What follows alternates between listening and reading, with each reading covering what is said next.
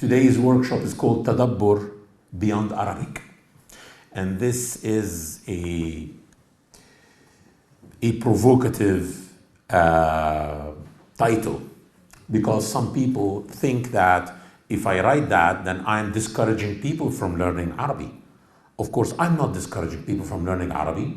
Of course, the Quran is only in Arabic, definitely. But until we learn Arabic, we cannot postpone benefiting from the Quran.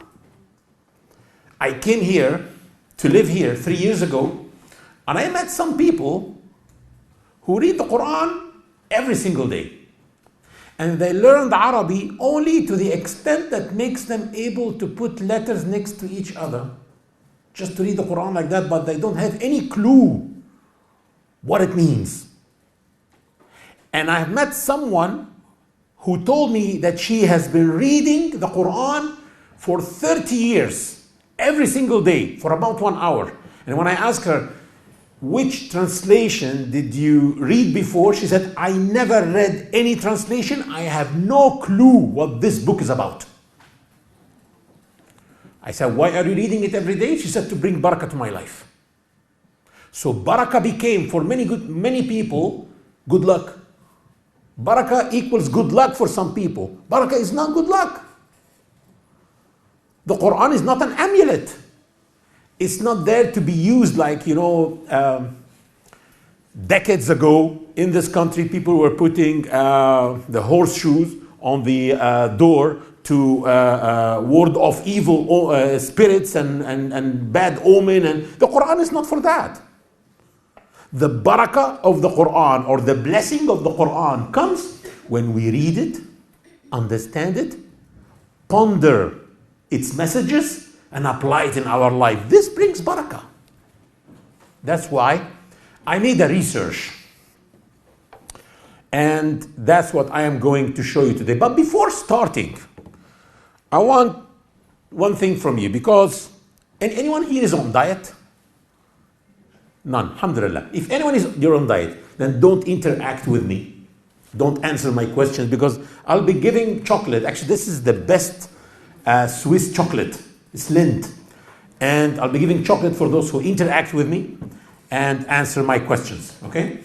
I know that you're on diet and you lost a lot of weight. Maybe you can cheat. This is going to be your cheat day, okay? Ahmed is one of our volunteers, by the way, one of the Bridges volunteers. When we found some room in the room, we wanted to fill it up with our volunteers. So this is one. Second, I want every one of you now to imagine himself or herself going back home tonight to find a family at the door of the house. A family, a husband and a wife, and maybe 2 or 3 children.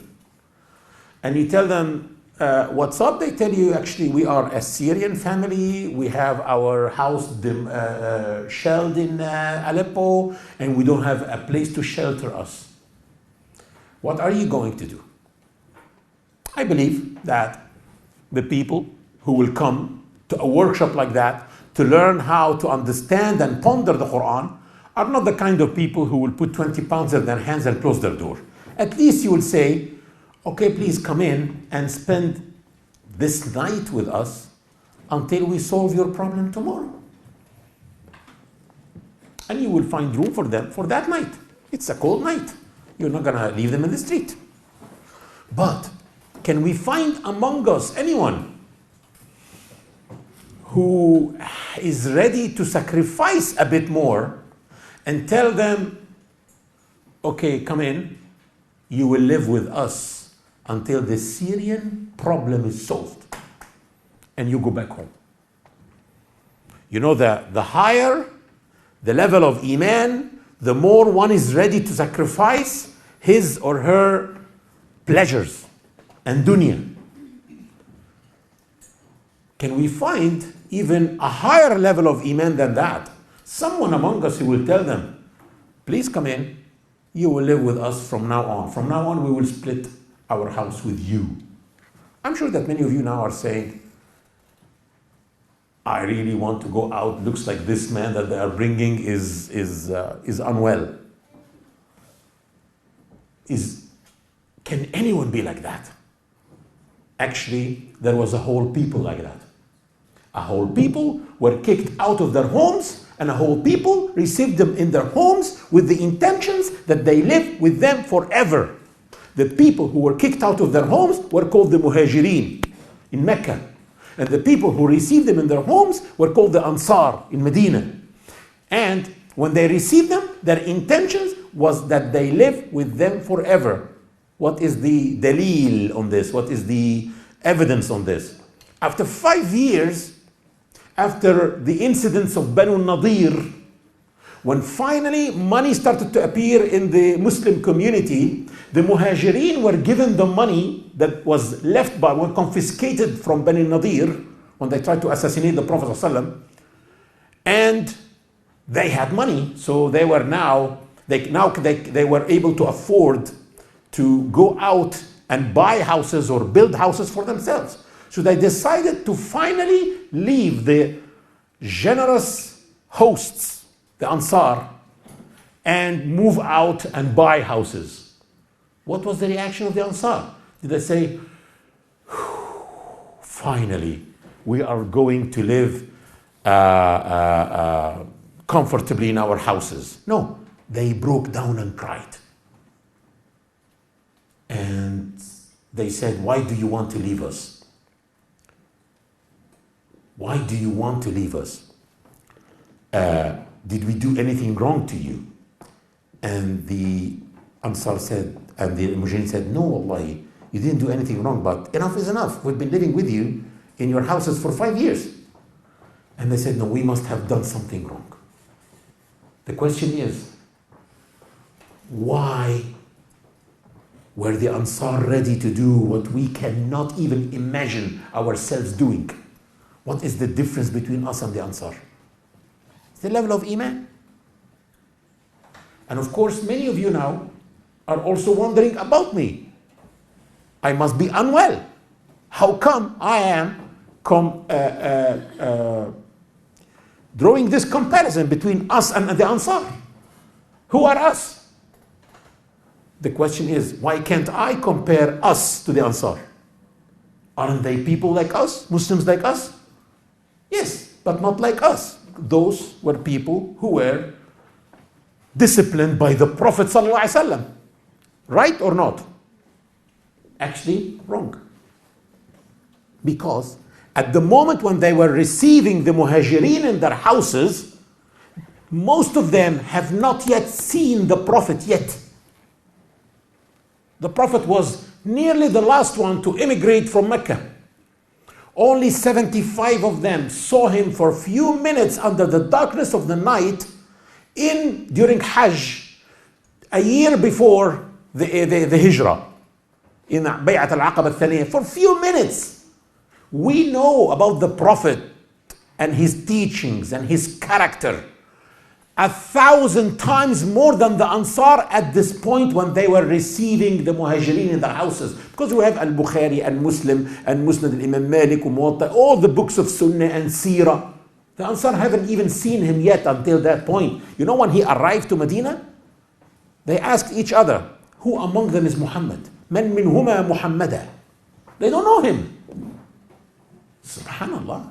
And their Iman was much stronger than our Iman. Why? What makes their Iman stronger than us? There must have been something that they had that we don't have. What did they have but we don't have? One thing is the Quran. The Ansar had the Quran, but we don't have the Quran. Of course, many of you are saying, how come? We have lots of Qurans. Just in this mosque, at least 1,000 Qurans. Excuse me. We have the text of the Quran. They had the reality of the Quran. The way they dealt with the Quran is different from the way we deal with the Quran. The way they dealt with the Quran allowed the Quran to change them, to be better. The way we deal with the Quran doesn't allow the Quran to change us. We're putting barriers between us and the Quran. Last time I was talking about this topic in Egypt before the coup. It was in Al-Azhar University. To Al-Azhar students. And I asked the students, who among you is a memorizer of Al-Baqarah? And all of them raised their hands, of course. I said, good. In how long did you memorize it? One of them said 4 days. And someone else said 4 months. But the average student said 8 weeks. 2 months. You know what I told them? I told them, I wish Abdullah ibn Umar could have been alive today to meet you and tell him how to memorize. Because Abdullah ibn Umar ibn al-Khattab, it took him 8 years to memorize Al-Baqarah. And I'm not talking about any Sahabi. I'm talking about Abdullah ibn Umar, one of the 4 Abduls, Al-Abadil al-Arba'a, the 4 Sahaba whom their name starts with Abdul, and they were scientists. They mastered the sciences of the Quran. It took him 8 years. Actually, it took his father, Umar ibn Khattab, 12 years. Who's right and who's wrong? Who's better? It takes us 8 weeks. Let's understand why. Where was that the case with the Sahaba? To understand this, we need to know how the Prophet ﷺ used to teach the Quran. It's a famous, authentic hadith narrated by several Sahaba. One of them is Uthman ibn Affan, who was also one of the masters of the sciences of the Quran. Uthman ibn Affan said, we used to learn with the Prophet of Allah 10 verses from the Quran, 10 ayat, and we don't exceed them until we learn what they mean and how to apply them in our lives. So 10 verses and stop. Okay, 10 verses, stop. When can I continue? Stop. Don't exceed 10 verses until you understand them and apply them practically in your life. Then move to the next 10 verses. That's amazing, because that's what the Prophet was. He was a walking Quran, so he wanted to produce a walking Quran generation. It's a generation of walking Quran. Every one of them was an embodiment of the Quran, or at least he tried as much as he can. So the Sahaba, the way they memorized the Quran was slower than ours, because they used to read, understand, ponder, Tadabbur, apply, memorize. Read, understand, ponder, apply, memorize. Read, understand, apply, ponder, memorize. We just memorize. So our way is better than the way of the Sahaba in one thing. It makes us memorize quickly. That's it. But it doesn't change us. I'm telling you. In my country, we have people who are memorizers of the whole Quran. And they accepted mass killing, mass massacres, treason, everything, military coups. They accepted these things. Why? Because the Quran did not change them. And that's what the Prophet explained. He said, one day there will be people who will recite the Quran beautifully, but it will not go deeper than their throats. It will not go deeper than the throats. We don't want to be like that. The way we dealt with the Quran, actually, the Prophet ﷺ described, the Quran described it in Surah Al-Furqan, verse number 30. It says, وَقَالَ الرَّسُولُ يَا رَبِّ إِنَّ قَوْمِي اتَّخَذُوا هَذَا الْقُرْآنَ مَهْجُورًا. And the messenger said, "Oh my Lord, my people have dealt with this Quran by deserting it." So we pushed the Prophet ﷺ to go to Allah and complain to Allah from us. He's telling Allah, my Lord, my people have dealt with this Quran by deserting it. They didn't say they deserted the Quran. Astaghfirullah. We did not desert it. We read it. We memorize it. will listen to it. We have contests for the most beautiful voice, most beautiful recitation. But we don't understand it, we don't ponder it, we don't apply it in our lives. That's a crisis. This is a crisis. And we need to change this. Wallahi, this day can be a turning point in your life if you focus with me today.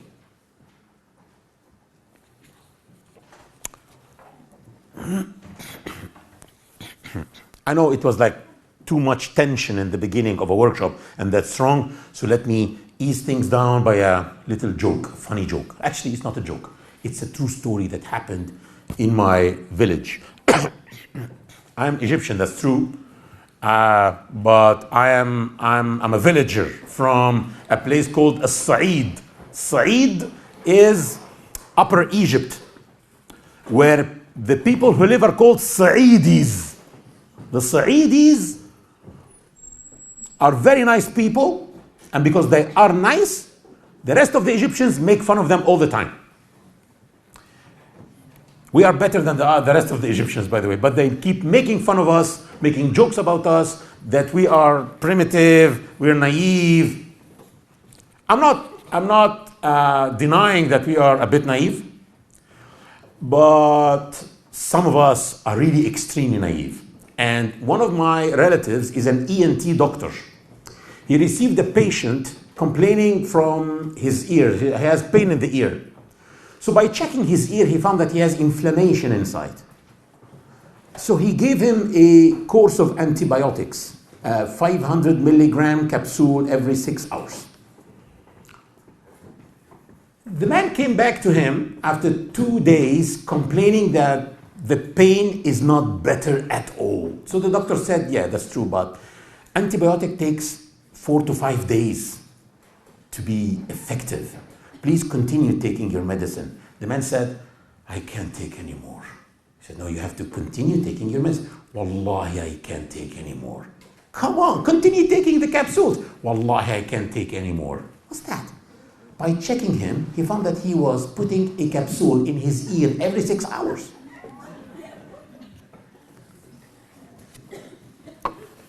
I'm happy that you laughed.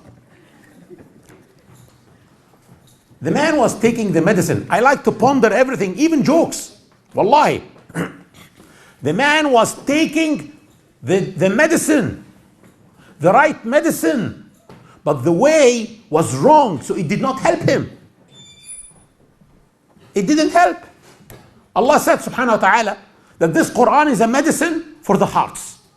We send down of the Quran what is a healing and mercy to those who believe. Right? And people are reading it. And what happens? It's not healing. They read, still the depression is there.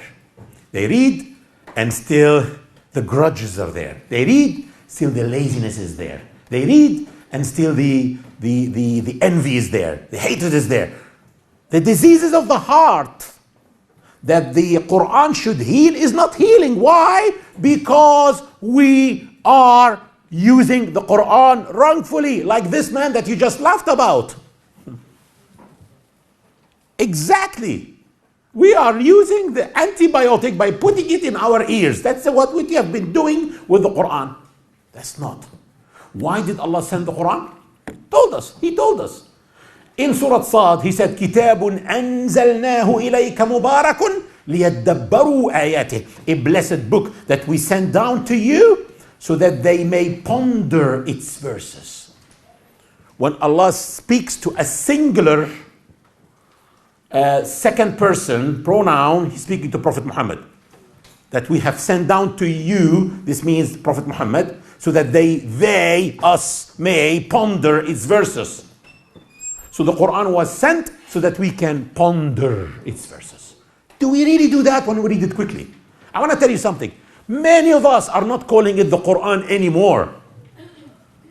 Some of us are calling it Abdul Rashid, Sufi. Some call it Afasi. Yeah, you get into the car with someone. What would you like to listen to? Do you have Afasi? Yeah, okay. Turn on the Afasi. What exactly for the Afasi? Anything. Anything. Just tafasi. Because we are looking for the tunes. We love the tunes. It became tunes. Wrong. I'm telling you, wallahi, that's wrong. That's exactly like that guy from Saeed who has been putting the antibiotic in his ear. It's not helping because of that. Okay? When I read this verse that says that the Quran has been sent down for Muslims to ponder it and to do tadabbur, and I found that we are 1.68, actually we are 1.7 billion Muslims in this world today. I understood that definitely the tadabbur is not in the Arabic. It's not in the language. Why? Because it doesn't make sense. If Allah sends a book, an Arabic book, the Quran is only the Arabic, by the way. It's only the Arabic, wallahi. I swear, I believe that. But it doesn't make sense that Allah sends it to be pondered, and then the pondering is in the language while 90% of the Muslims don't know Arabic. And I tell you something, even the Arabs who know Arabic, don't you ever think that they all understand the Quran? No, believe me. Their level of Arabic and the dialect that they speak is completely different. I'm telling you. I know that there are non-Arab speaking Muslims who learned Arabic to a very good extent, mashallah, and they can read the Quran and understand. But how many are they? One out of every what? Out of 1,000? Are we going to postpone benefiting from the Quran until we master the Arabic? We cannot wait. And in this research that I made, I will prove to you today, I will prove it to you, that you can still ponder the Quran from any language. We just need to know the keys of pondering the Quran. That's why we're here today, to learn together the keys of pondering the Quran.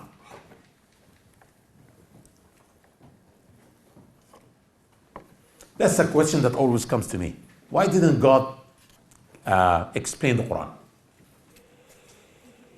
Actually, many people say, the problems today is because of tafsirs.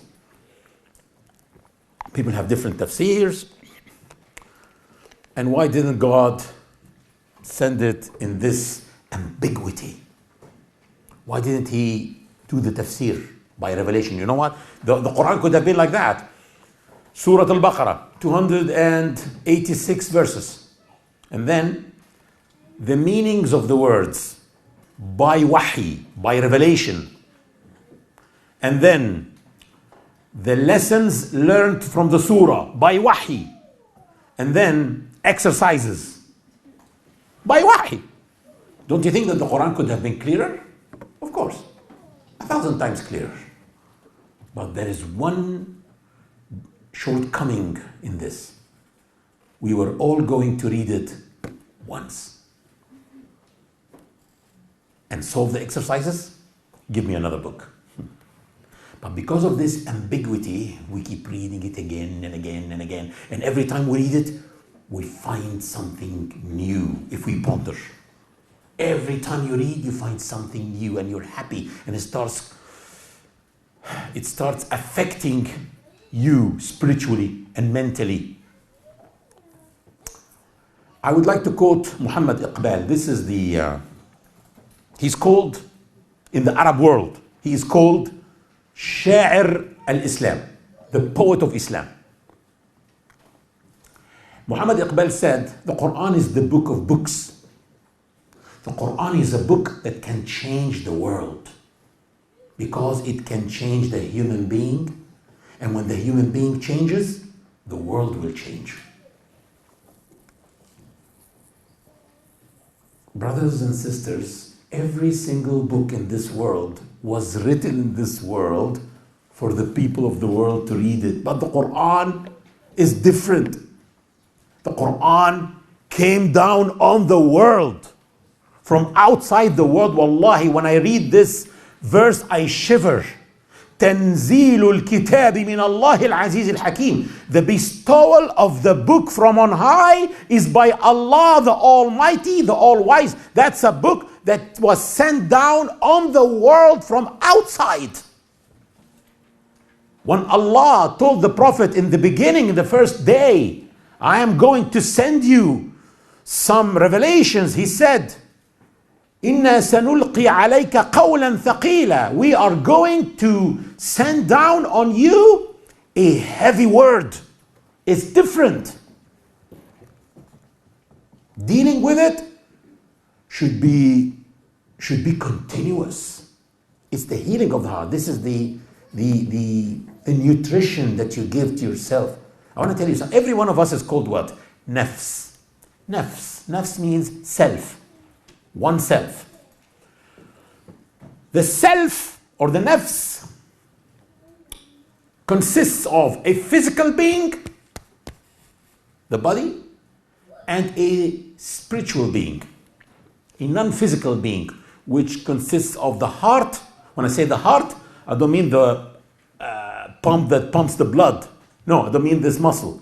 I mean the container of feelings and the soul. Our problem is that we keep feeding this physical being and giving it the nutrition it needs, and even excess, more than what it needs. And we go to the gym and we give it the rest that it needs and everything, and the medication that it needs. So it grows, it becomes stronger. This body has systems, a reproductive system and a digestive system. Those systems have needs. These needs are called the desires. Those desires, if not controlled, they can destroy us. Who can control them? The non-physical part in us, our feelings and our soul. When we do not feed the non-physical part and we don't give it the medication it needs, it shrinks and it weakens. And when it weakens, we become controlled by the desires. So the desires start to drive the self. What we need to do is to give more nutrition and more medication and strengthen the self, strengthen the non-physical being, so that it can take control and take the wheel and start driving the self. Because when it is weak and the desires are driving us, we become what the Quran called nafs ammara bisu, a nafs, a self that commands us towards evil. When the non-physical part starts to drive and takes control, it becomes nafs lawama, a nafs or a self that reproaches, that reprimands. So the desires ask for something, the self goes like, not now. This you get when you marry. Okay, this, not now. This you get when you work and make money, you're not going to steal. So it starts controlling the desires. Until this soul and this spiritual being becomes so strong, totally in control, it becomes nafs mutma'inna, a comfortable self, where the desires are totally under control. What is the nutrition for the heart and the soul? Dhikrullah, the dhikr. There are 3 types of dhikr. Number 1 is the Quran. Inna nahnu nazzalna dhikra wa inna lahu lahafidhun. Allah said, it is us who send down the dhikr. So the Quran is called dhikr, the reminder. What else? Salah. Salah is dhikr. The Quran says, Inna as-salata tanha 'anil fahsha'i wal munkar wa la dhikrullahi akbar. Salah, words of evil and obscenity, and the dhikr of Allah is greater than evil and obscenity. So the dhikr is the salah. But We spoke about how do we read the Quran? Heedlessly. How do we pray? Also heedlessly. Let's face it. Where's the khushu' in the salah? The Imam says Allahu Akbar and we all go like Allahu Akbar behind the Imam. If Allah makes you able to know what's in the heart or the mind of everyone, you will find this one buying a car, this one is getting married to the one he loves, and this one is actually changing his house with a better house, and this one is looking for a job during the salah. And this one is in the supermarket buying the list of groceries during the salah. And this one is reminding himself that he should not forget the bread because there's no bread for the kids in the morning during the salah. And then, As-salamu alaykum wa rahmatullah, As-salamu wa rahmatullah. People have no clue how many rak'ahs we prayed. Of course 4 because it was dhuhr. This is the problem. Same goes with the adhkar. Even the adhkar. Those who say adhkar, how did they say it? Most of us, heedlessly. If I spill some tea or coffee on someone's clothes, what should I say? Sorry, right? How can I tell him sorry? Like that? Sorry, 100 times?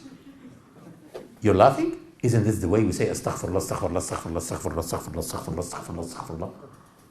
Don't we do that to Allah? You know, Lady Rab'a al-Adawiyya said, Inna istighfarana yahtaju ila istighfar. We need to seek forgiveness from Allah for the way we seek forgiveness from Allah. She considered it as sin in itself. The way we deal with Allah, the way we speak to Allah, the way we converse with Allah. The Quran is not a normal book. It's a soul. It's a spirit. Allah subhanahu wa ta'ala said to the Prophet ﷺ, we thus have revealed a spirit to you by our command. It's a spirit. It's not text. What is the difference between a living person and a dead person? This one has a soul, this one doesn't have a soul. That's it. This one has a spirit, this one doesn't have a spirit. So the spirit of the hearts goes into the heart, the dead heart, and makes it and gives it life. The Quran is a spirit that gives life to the dead hearts.